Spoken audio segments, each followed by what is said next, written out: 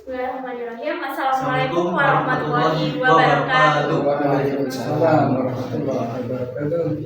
Selamat pagi Sobat Pinara Riki, kembali lagi di podcast Pinara Riki, podcastnya bidang PIP, PRIPM, SMK Mutu Wonosobo. Dengan kesempatan kali ini dengan host saya Jihana Hari Syahidah dan rekan saya Refri Alfianto, menghadirkan narasumber-narasumber yang begitu hebat nih sebagai tokoh-tokoh Muhammadiyah di Wonosobo. Mungkin bisa diperkenalkan oleh Mas Refri ya. Bisa, dan alhamdulillah banget sekarang kita podcast Pinara Riki kedatangan tamu yang sangat spesial, yaitu dengan Bapak Ketua Haji Bambang WMM dan juga Bapak Kepala Sekolah kita, yaitu Pak Setio Rahmawanto SDMM. Selamat pagi Pak. Alhamdulillah di pagi hari ini kita bisa bertemu untuk berbincang, ngobrol bersama di podcast Pinara Riki. Nah, di podcast kali ini itu ada banyak yang ingin kita tanyakan terkait dengan bagaimana nih cara dari Muhammadiyah di Wonosobo ini untuk menghadapi gensi-gensi yang akan menjadi penerus dari bangsa ini, gitu Pak. Itu salah satu topik yang ingin kita cari, tetapi juga masih ada topik-topik lain gitu Pak untuk kita bicarakan bersama. Mungkin dari pertanyaan pertama dulu, saya ingin menanyakan tentang mungkin dari Pak Bambang dulu Pak, sebagai pimpinan daerah Muhammadiyah, ketua pimpinan daerah Wonosobo itu, bagaimana Pak Bambang itu menghadapi gensi yang akan menjadi penerus dari Pak Bambang ini? Ya, terima kasih. Assalamualaikum warahmatullahi wabarakatuh. Waalaikumsalam. Berbahagia pagi ini bisa hadir di podcastnya Pinara Riki, Mas. Jadi apa yang disampaikan oleh Mas Refri terkait dengan bagaimana kesiapan PDM untuk menyiapkan kader-kader selama gensi, memang kami sudah sejak lama sebetulnya mencoba untuk mengajak kepada seluruh angkatan muda Muhammadiyah terlibat dalam kegiatan-kegiatan persyaratan. Jadi itu salah satu upaya kami agar generasi muda itu tahu dan tertarik terhadap kegiatan-kegiatan persyaratan. Maka kita mulai berikan kewenangan tanggung jawab, mulai dari kepanitiaan, misalnya penelitian di persyaratan Muhammadiyah di BDM, ada muslim, ada milad, ada musda, apalagi itu semua kita berikan kesempatan kepada anak-anak muda kita, pemuda Muhammadiyah, Nahdlatul Aisyah, IPN, IMN, Bapak Suci, itu kita ikutkan semua. Bahkan mereka itu yang menjadi motor penggerak kegiatan-kegiatan. Orang tua itu tinggal memonitor, mendorong, memberikan motivasi, mensupport, ya. Itu mereka yang jalan. Itu yang kami siapkan mulai sekarang. Dan harus kita ketahui Mas dan Mbak Sihan, memang berat tantangan masa depan kita. Karena apa? Rasa-rasanya ada suatu kekuatan besar di negeri ini yang tidak ingin umat Islam itu bersatu. Yang rasa-rasanya ada kekuatan besar yang tidak ingin organisasi bersatu umat Islam. Nah, apa tanda-tandanya? Kita bisa melihat misalnya sekarang ini narkoba yang diselundupkan ke negara kita itu luar biasa jumlahnya. Berton-ton yang diselundupkan itu. Dan kalau kita melihat di media baik cetak maupun televisi, itu yang ketemu itu kan misalnya 3 ton, 5 ton, itu kan baru yang kelihatan. Yang tidak kelihatan itu jauh lebih besar kan itu piramida. Mesti yang kelihatan itu sedikit, yang tidak kelihatan itu jauh. Nah, siapa sasaran? Itu generasi muda. Maka IPM ini juga menjadi tantangan berat ke depan, karena yang namanya narkoba itu sudah menyasar tidak hanya di kalangan pemuda, tapi remaja di sekolah, bahkan anak-anak itu sudah disasar dengan coba anak-anak di SD aja ada permainan narkoba, ada macam-macam jenisnya. Mungkin di kalangan pelajar itu juga ada pendidikan kelas, ya.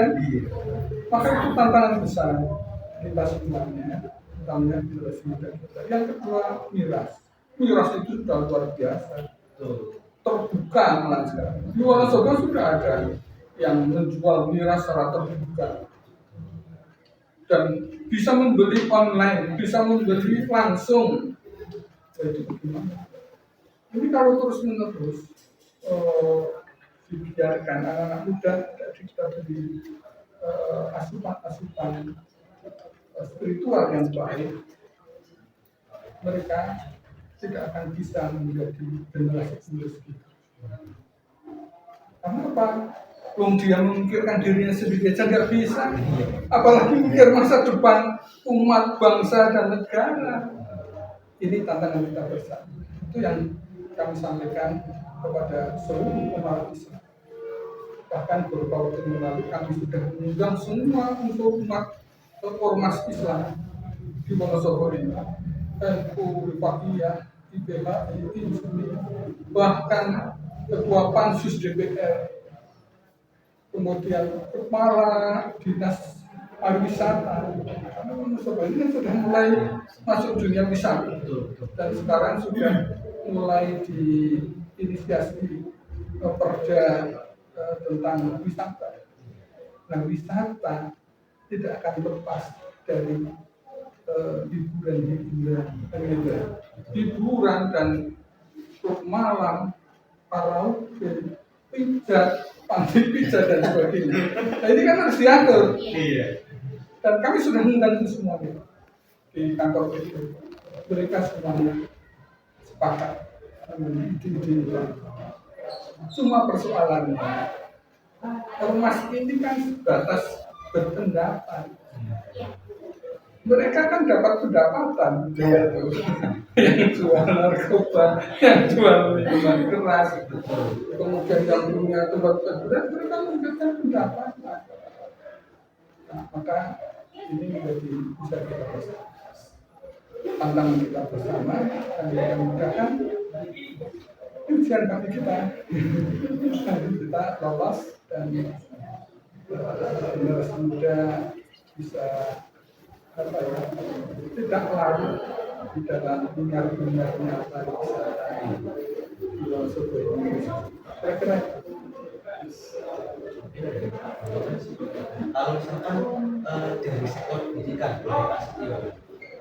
bagaimana tuh dari Pak Sugeng itu dalam menanggapi Gen Z untuk pendidikan di SMK? Ya, terima kasih. Itulah peran IPM sesungguhnya. Jadi IPM itu Ikatan Pelajar Muhammadiyah itu menjadi subjek bagaimana IPM berperan aktif dalam rangka dakwah antar sesama teman, dalam rangka dakwah yang kemudian bisa dipahami oleh Gen Z gitu. Nah, SMK Muhammadiyah hanya pada tataran, kami hanya pada tataran memberikan kebijakan-kebijakan. Kita akan support, kita akan dukung program IPM yang kemudian menilai dakwah, yang menilai edukasi, dan tentunya yang kita harapkan nanti kemudian bisa mewarnai di sekolah-sekolah, lebih-lebih lagi di dunia pendidikan, khususnya di urusan Muhammadiyah. Nah, ini tidak mudah karena memang tantangan yang tadi disampaikan oleh Ketua PDM dan tadi itu memang sangat berat. IPM kalau tidak kuat justru IPM yang larut ke sana kan gitu. Maka IPM harus punya fondasi yang kuat, yang kokoh, yang kemudian ini harus disinergikan dengan berbagai pihak.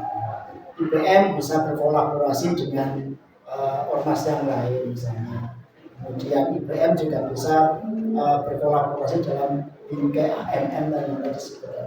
Sehingga ini akan memudahkan IPM untuk eksistensinya itu menunjukkan bahwa ini loh di Gen Z itu kita berperan aktif untuk dakwah di kalangan pelajar. Nah, tentunya sekolahan akan memberikan peluang-peluang kebijakan ini akan lebih kuat lagi. Di SMK Mutu Wonosobo kita sudah berikan bahwa IPM adalah organisasi ultra sekolah yang tertinggi di sini. Dan semua kegiatan-kegiatan ekstra harus di bawah kegiatan persetujuan oleh IPM. Itu artinya bahwa sekolah dalam hal ini memberikan kebijakan yang penuh, yang mutlak, memberikan tanggung jawab kepada IPM untuk berperan aktif berdakwah di kalangan gitu mas. Kan dari tadi Pak Setio menyampaikan bahwa dalam menanggapi Gen Z itu adalah peran dari IPM sebenarnya. Lalu kalau dari Pak Bambang Wali sendiri dari PPM, peran IPM di sekolah itu harusnya seperti apa? Iya. Sesungguhnya peran IPM di sekolah itu sangat kuat dan sentral, karena di Perserikatan Muhammadiyah atau di sekolah-sekolah Muhammadiyah itu tidak ada organisasi lain kecuali IPM. Jadi IPM itu satu-satunya organisasi resmi Muhammadiyah untuk menggantikan organisasi siswa intrasekolah di sekolah-sekolah yang lain di luar Muhammadiyah. Maka sungguh peran IPM itu sebenarnya Pak Setio tadi luar biasa, harus menjadi motor penggerak pelopor, pelangsung, penyempurna gerakan di sekolah. Tepat sekali kalau misalnya semua kegiatan-kegiatan di sekolah itu bisa berjalan, termasuk ekstra dan macam-macam, yang menjadi motor penggeraknya adalah IPM. Kegiatan-kegiatannya ada di IPM. Nah, dengan demikian anak-anak yang di sekolah-sekolah Muhammadiyah itu akan mengalami, merasakan bagaimana berorganisasi yang baik. Karena generasi muda itu memang harus belajar organisasi. Karena dari organisasi itu kita bisa belajar bagaimana cara menyampaikan pendapat. Menjadi pimpinan itu harus bisa bicara. Nah, kalau nggak bisa bicara, bagaimana mau menyampaikan ide, cita-cita, visi, misi, harapan kepada masyarakat?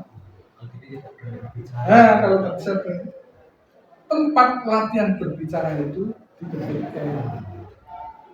Di sini kan ngumpul, latihan handaro, latihan pidato. Coba kalau di luar mau latihan mengumpulkan orang susah. Mau latihan pidato, kesempatan organisasi IPM itu sudah mengumpul. Maka ini latihan berbicara, latihan berorganisasi, kemudian latihan bermuamalah, bersopan santun kepada lain. Ini tempatnya, sehingga nanti setelah keluar atau selesai pendidikan di SMK, siswa peserta didik itu sudah memiliki kemampuan yang lebih di dalam mengelola sebuah organisasi di luar manapun. Karena saya yakin nanti anak-anak kan jadi pejabat, jadi pengusaha, dan jadi entrepreneur, harus bisa mengelola semuanya. Harus bisa. Itu dimulai dari organisasi IPM. Kira-kira gitu. Jadi itu artinya IPM menjadi organisasi awal di mana usia kami ini memulai pelajaran hidup dan sebelumnya ya Pak. Organisasi yang sangat strategis. Yang sangat strategis untuk mempersiapkan masa depan kami. Tadi sudah dibicarakan tentang anak muda dalam organisasi.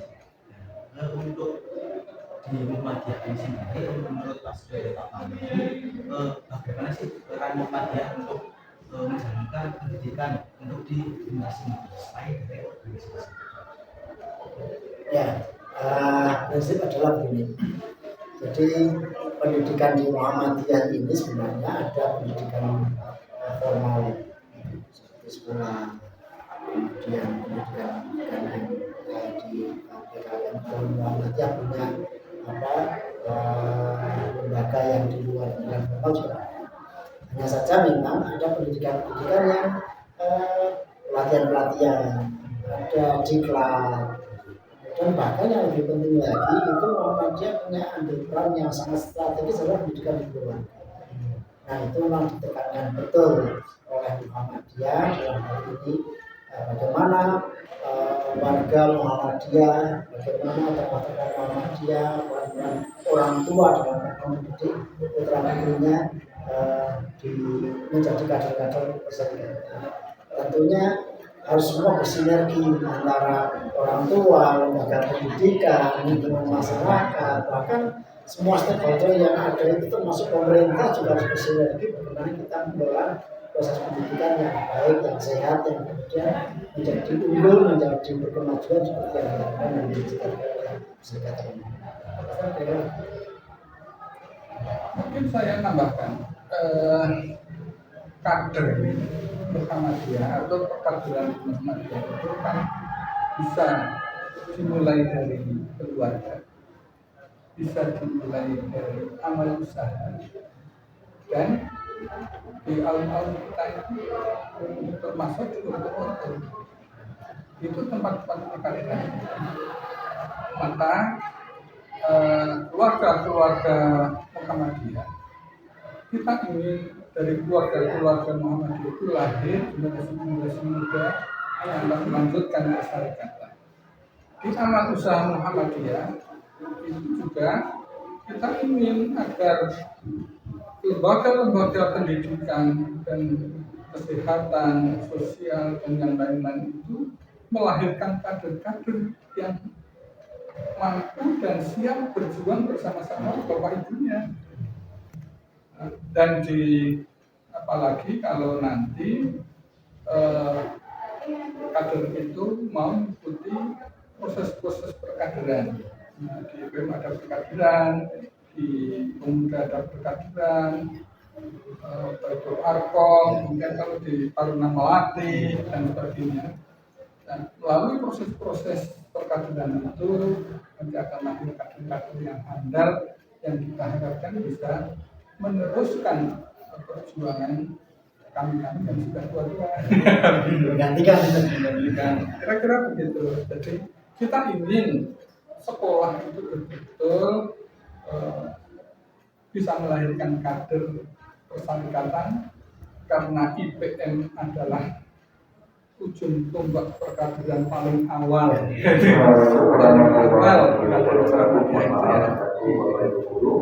Panggilan kepada Aida kelas 12 pemaparan telah keinginan bahwasanya dari sekolah ini bisa melahirkan kader-kader yang akan melanjutkan kepengurusan Pak Setio dan juga Pak Bambang. Lalu yang ingin kami angkat lagi yaitu topik bagaimana sih menurut Pak Bambang sendiri terkait kemajuan SMK Muhammadiyah 1 Wonosobo ini dari tahun ke tahun. Ya,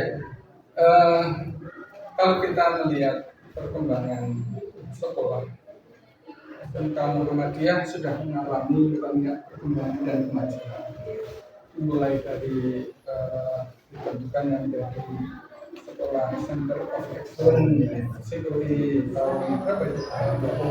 2020, kemudian berikutnya SMK Pusat Keunggulan, yang terakhir apa?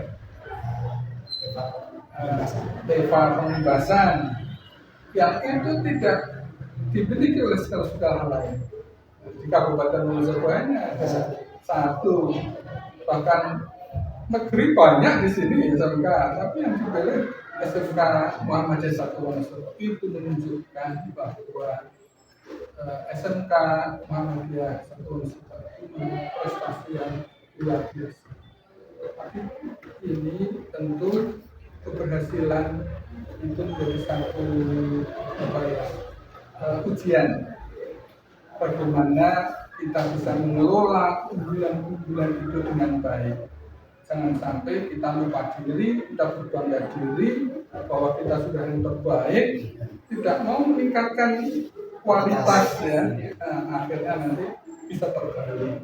Kami berharap kepada seluruh jajaran tenaga pendidikan dan seluruh komponen yang ada, stakeholder yang ada di Samikama ini terus menjaga kualitas, kebersamaan, kerjasama agar apa yang sudah diperoleh saat ini bisa kita pertahankan dan bisa meningkat di tahun-tahun ke depan.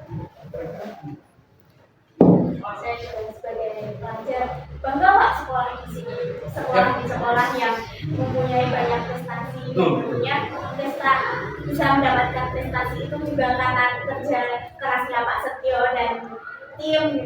Kami juga dari IPM mengucapkan banyak terima kasih untuk Pak Setio yang sudah memberikan banyak sekali prestasi bagi SMK untuk Wonosobo ini.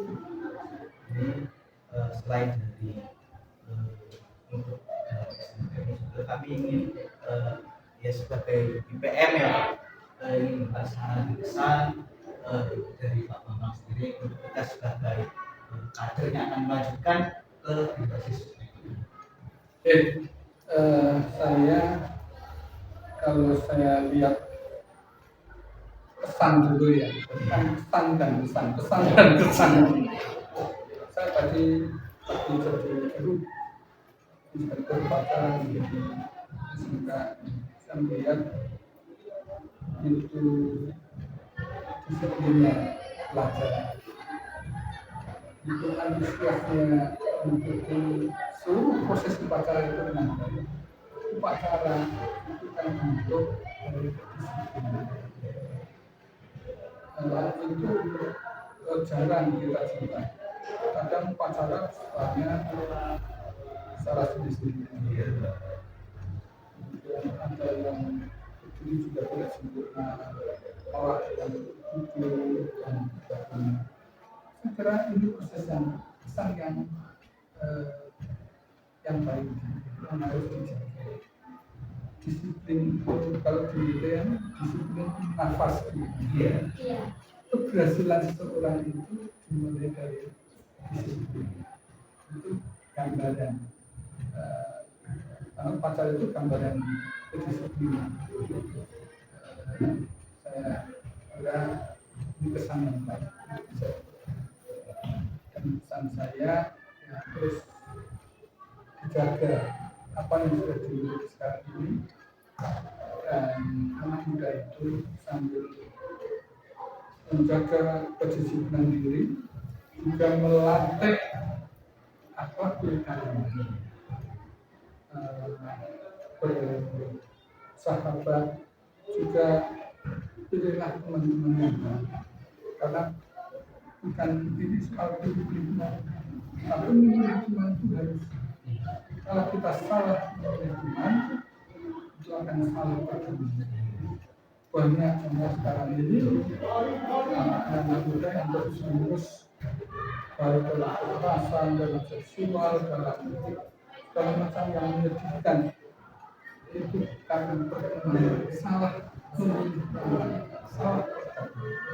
Maka pilihlah teman-teman yang berakhlak, yang beriman, insya Allah nanti kita akan aman berhasil.